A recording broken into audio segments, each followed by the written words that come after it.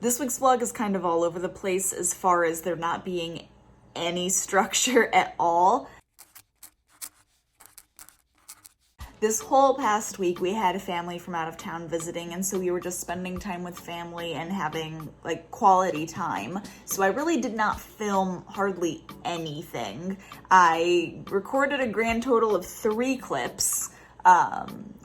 Two of which I will need to explain to you because there is no context. The third is fine on its own. The first clip that I filmed was at night. I had gone to let Lambeau out and I stepped outside. I thought I heard fireworks for like after 4th of July, late 4th of July fireworks.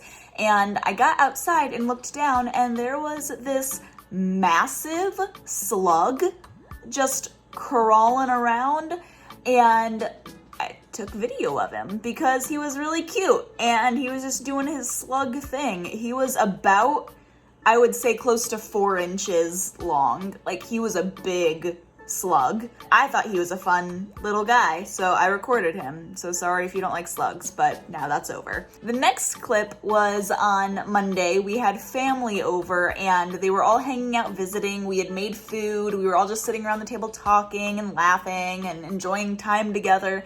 And Dan started playing hide and go seek with a couple of our nieces and nephew.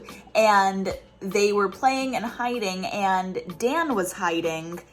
And he picked a rather unique place to hide, and I recorded my niece finally finding him because it's just very amusing watching him emerge from his hiding spot.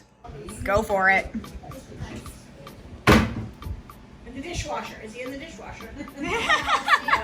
No, okay. The lights on too. Now to change things.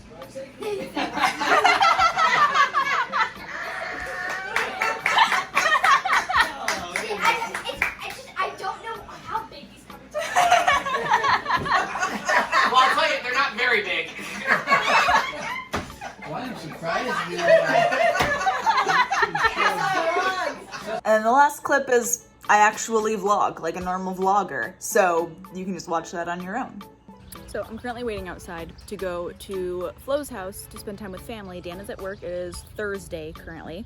And I'm waiting outside for her to come pick me up because Dan took the car, and the hope is that when he gets off tonight, he's gonna go over and see family as well. So Flo's picking me up, that way I don't have to drive the car all the way to Warsaw and then come back to pick him up and go back there and then, you know, come home.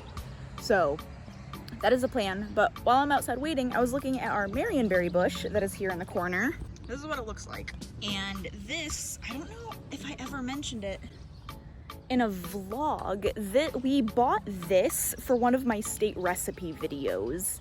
So we got this for the state recipe series that I've been doing of cooking a different food that best represents each one of the 50 states. And I was looking around online one day, and for Oregon, really the only thing I could find was like Marion berry pie. And I was looking and looking and looking, and that was it. I started looking into like where I can buy Marion berries because they're like a special type of blackberry, essentially, or like a hybrid of a blackberry. And I was looking around, and really Oregon's the only place that like grows them in bulk enough to sell them, like mass sell them. So I was looking at how much it would be to have like Marion berries shipped, and it's ridiculously expensive because I need like 6 cups of them for a pie. So then Dan was like, well, what if we just buy like a plant, like a bush start of it? And we looked around online and it was like $20 to buy one of those and have it shipped to the house. And so we did that, and we did that shortly after moving in with my mom. So all like 2 years ago at this point.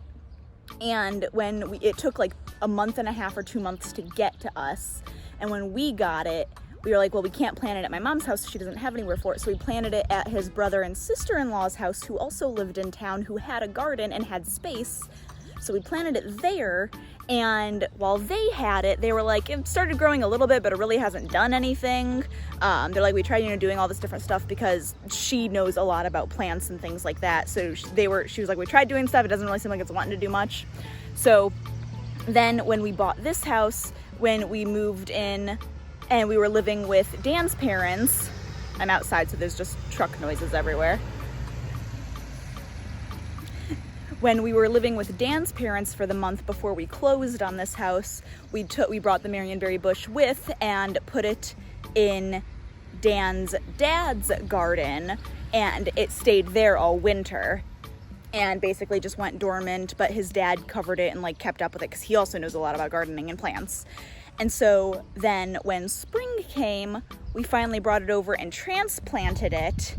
And when we brought it, this one tall vine that's here was all really that there was of this plant. Like that's all that there was. And it came up and it stopped about right there. Like right in there is where, that's all the bigger it was. There was no leaves hardly at all. Like if there were any leaves, there was like that size, itty bitty little leaves. And in the few months, like 2 months that it has been, you can just see how much it has like grown, and there's berries. Like they're like, look at the size of these berries. Look at those, that's massive. And like, yeah, it's like flowering and it's just doing all this stuff and it's growing a ton.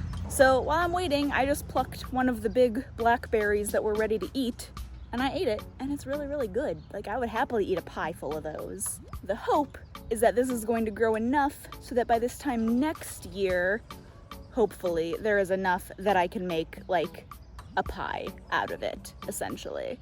Also, hopefully I will have all of the other states done by that point, and Oregon will be the last one I have to do. I just realized don't think I had actually told you guys about this plant at all. Maybe I did, and I just forgot. But here it is. Meet Marion, Marionberry plant.